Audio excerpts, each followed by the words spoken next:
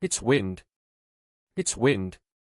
Seeing as the entire sword lit up, the quality of his mana is also top class. It is truly a talent befitting the child of Lord Karun. Congratulations. The collaterals standing below the platform sent applause and cheers towards the middle-aged man that had been sitting next to Baron.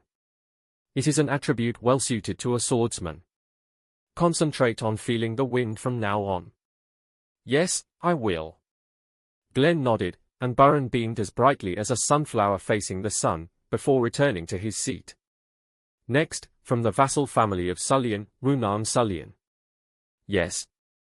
A silver-haired girl, who was sitting at the right end of the platform, stood up quietly.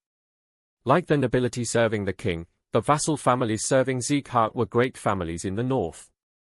Sullian appeared to be on the platform with the direct lineage, as they were the representatives of the vassal families. The girl called Runan approached the stone sword with calm eyes and placed her hand on it. Cling! The moment her hand touched the sword, a silvery light that looked as if the moon had melted burst out of the blunt sword tip. The light that burst out did not stop at filling up the sword completely, instead traveling up the sword hilt and creating a silver frost around the entire sword.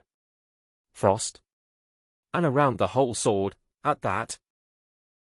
Is it the same level of aptitude as Lord Baron? Sullian is definitely something.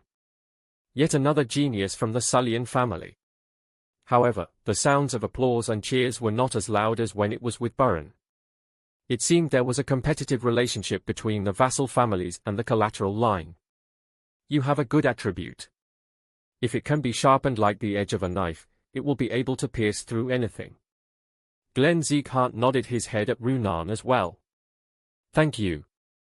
Runan bowed her head without a significant change in her expression, and jumped down with the grace of a cat, before returning to her seat. There were two more children from the direct line. Collaterals and vassals all put their hands atop the stone sword, but there was no one who had aptitude comparable to Baron or Runan.